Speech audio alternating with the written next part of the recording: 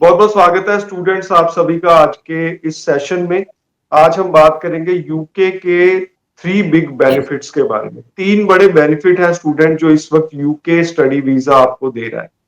आज के हमारे गेस्ट हैं स्टडी स्केयर से सीनियर कंसल्टेंट किरणदीप कौर जी। किरणदीप जी बहुत बहुत स्वागत है, welcome. Thank you so much sir and सत श्री अकाल जी साਰਿਆਂ ਨੂੰ। सो स्टूडेंट्स आप कॉल भी कर सकते हैं, नंबर डिस्प्ले हो रहा है स्क्रीन के ऊपर अगर आपका कोई भी सवाल है। सो किरणदीप जी, यूके जैसे आप बता रहे थे इस वक्त बहुत प्रॉमिसिंग है। 3 बिग बेनिफिट्स, कौन कौन से 3 बड़े बेनिफिट हैं स्टूडेंट्स को? अगर मैं आज की डेट में यूके की बात करूं तो यूके का सबसे बड़ा बेनिफिट है कि वीजा सक्सेस रेट काफी अच्छा चल रहा है। 92 to 95% वीजा जो है वो अप्रूवल आ रही है। अभी करंटली जैन में मास्टर्स इनटेक के लिए मास्टर्स प्रोग्राम जो है वो जनवरी इनटेक के लिए ओपन है।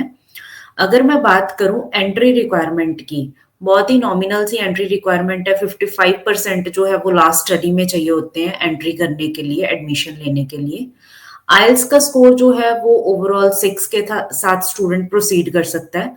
PT 59 not less than 59। इसके अलावा सबसे बड़ा बेनिफिट है कि स्टूडेंट इंग्लिश प्रोफिशिएंसी लेटर के बिना भी अप्लाई कर सकता है।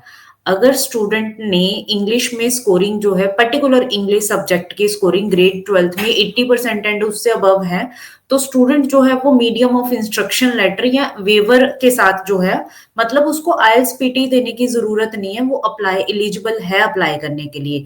इस कैटेगरी में पंजाब हरियाणा के स्टूडेंट्स भी एलिजिबल हैं। देयर आर सम यूनिवर्सिटीज जो विदाउट इंग्लिश प्रोफिशिएंसी टेस्ट के बिना भी एडमिशंस प्रोवाइड कर रही हैं यूके में इस टाइम पे। नेक्स्ट अगर बात करें ट्यूशन फीस की, तो बहुत ही नॉमिनल है। 1 साल की ट्यूशन फीस जो है वो 12 लाख से स्टार्ट होती है। Rest university to university vary करता है। अगर कोई बच्चा बहुत ही लाइक रसल ग्रुप में जाना चाहता है या टॉप नॉच यूनिवर्सिटीज में जाना चाहता है, तो यस यूनिवर्सिटी की फीस अकॉर्डिंगली होती है, बट मिनिमम जो स्टार्ट है वो 12 लाख से स्टार्ट हो जाता है।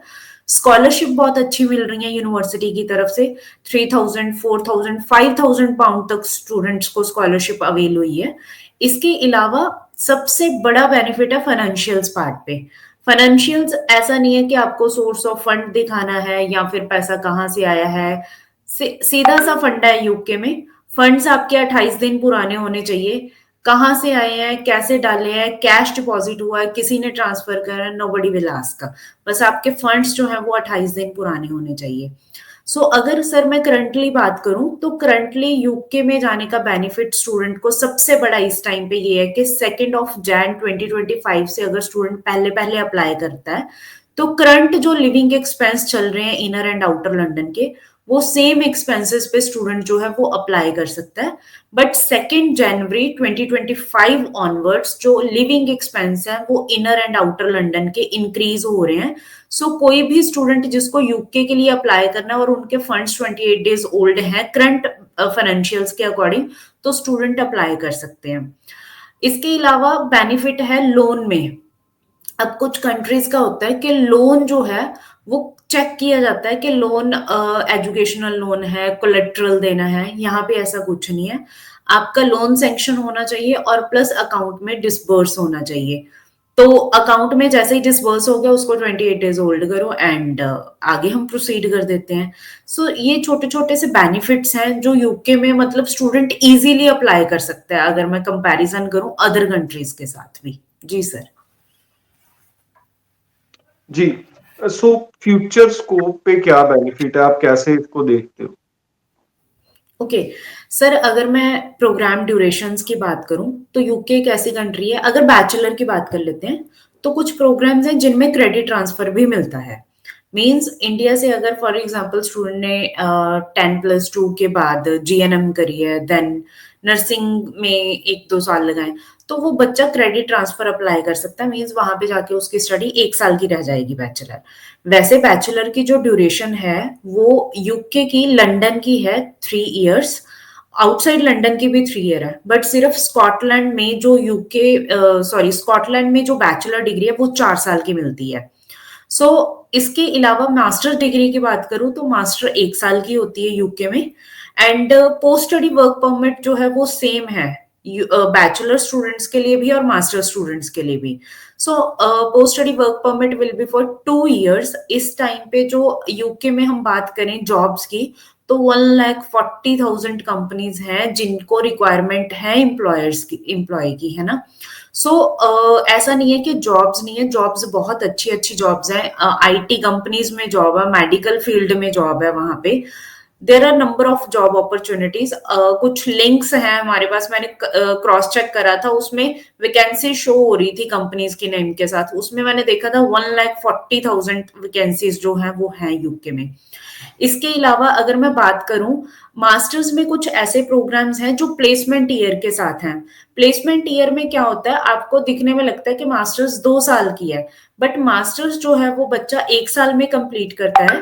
सेकेंड ईयर प्लेसमेंट जो होती है वो पेड इंटर्नशिप की प्लेसमेंट होती है, मींस बच्चा अर्न करता है। उसके बाद पोस्ट स्टडी वर्क परमिट 2 साल का है। अगर प्लेसमेंट ईयर के साथ स्टूडेंट जा रहा है तो कायदे से वो 3 साल काम कर रहा है यूके में, अगर देखा जाए तो। सेकेंड ईयर जो प्लेसमेंट का है वो तो ऑलरेडी पेड में ही जा रहा है। सो मास्टर्स जो है वो 1 साल की ही है यूके में। इसके अलावा मैं बात करूं, स्पाउस केस की बात कर लेते हैं। स्पाउस यूके में जा सकता है।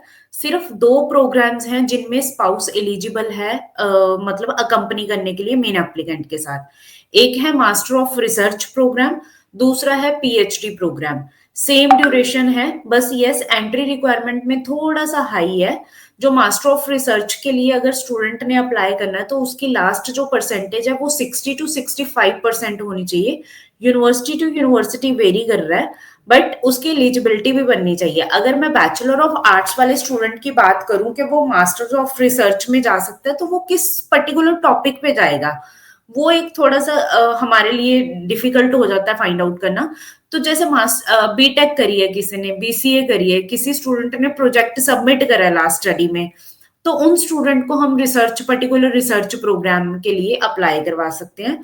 अभी भी यूके में रिसर्च के रिलेटेड कुछ प्रोग्राम्स ओपन है, जिसमें cyber security, international business management, international relation management, ऐसे प्रोग्राम्स हैं जो ओपन है अभी भी।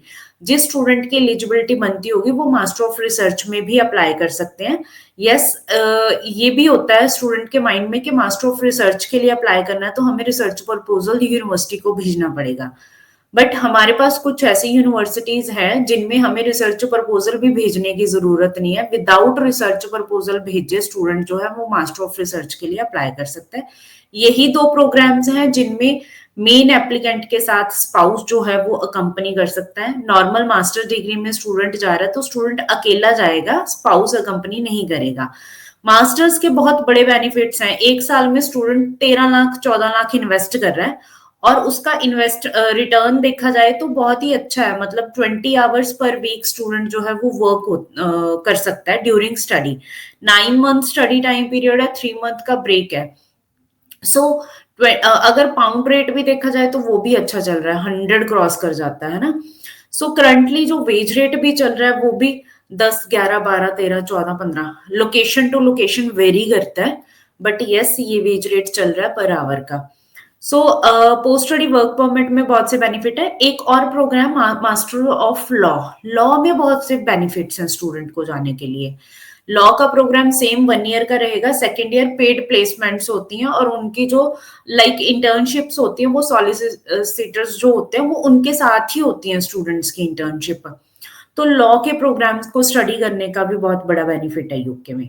सो ये सारा सर मैं बता रही थी, है ना, जो बेनिफिट्स हैं मेन रवि यूके जी, में। अगर कंपेयर करें प्रेजेंटली कनाडा और ऑस्ट्रेलिया से, तो वो कैसे कंपेयर कर सकते हैं, किस क्राइटेरिया पे?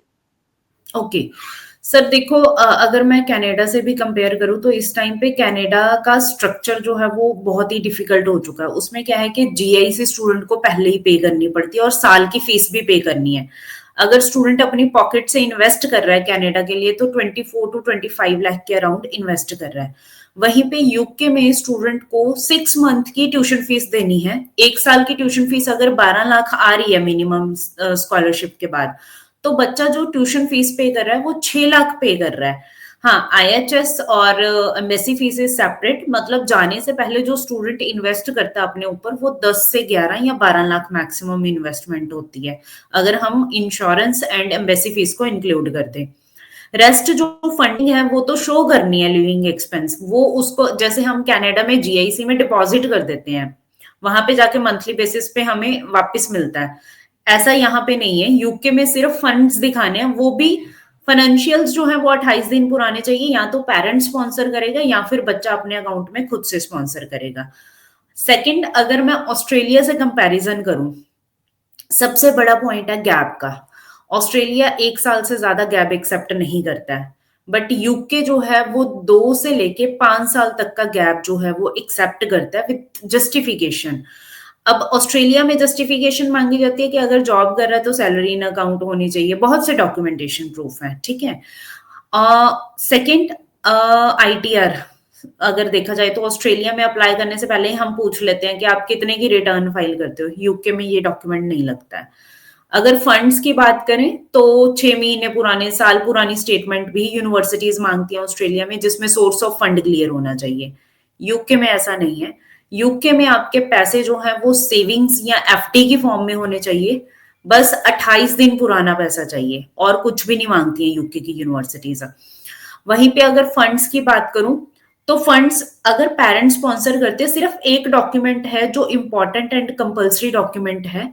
अगर पेरेंट्स स्पॉन्सर कर रहे हैं, मॉम डैड स्पॉन्सर कर रहे हैं, तो बच्चे का बर्थ सर्टिफिकेट जो है वो एक कंपलसरी डॉक्यूमेंट है, वो हमें रिक्वायर्ड ही है। अगर बच्चा खुद अपने नाम से स्पॉन्सर कर रहा है तो रिक्वायर्ड नहीं है, बट अगर पेरेंट्स स्पॉन्सर कर रहे हैं तो रिलेशनशिप प्रूफ दिखाने के लिए हमें बर्थ सर्टिफिकेट स्टूडेंट का शेयर करना पड़ता है, हाई कमीशन को भी एंड यूनिवर्सिटीज को भी। सो ये पॉइंटर्स हैं। अगर देखा जाए तो यूके में बच्चा जो है वो 11 से 12 लाख ही इन्वेस्ट करता है, अगर अदर कंट्री से भी कंपैरिजन किया जाए, जिसमें ट्यूशन फीस एंड आईएचएस जो है वो इंक्लूड होता है ना, एम्बेसी फीस भी इंक्लूड की जाए। जी सर। जी, सो स्टूडेंट्स, कनाडा और ऑस्ट्रेलिया से अगर कंपेयर करें तो इस वक्त काफी अच्छी सिचुएशन है यूके की। आप कुछ और जानना चाहते हैं तो ये आप नंबर नोट कर सकते हैं, कॉल कर सकते हैं लाइव सेशन के बाद भी। आज के सेशन में इतना ही। बहुत बहुत धन्यवाद आपका। Thank you Kirandeep ji. Thank you so much sir.